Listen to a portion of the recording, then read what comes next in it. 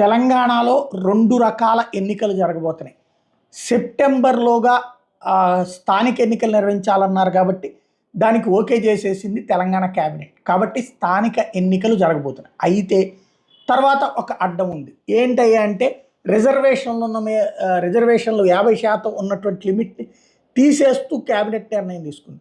అంటే ఇప్పుడు 42% BC reservation ఎలా కావాలంటే అట్లా చేసుకోవచ్చు. ఎన్నికల సంఘ నిబంధనల ప్రకారం అయితే 50% లోపుదే నడవాలి. ఇక్కడ ఎలక్షన్స్ ఆ రూల్ ప్రకారం చేస్తారా లేకపోతే ఏంటి అనేది చూడాలి.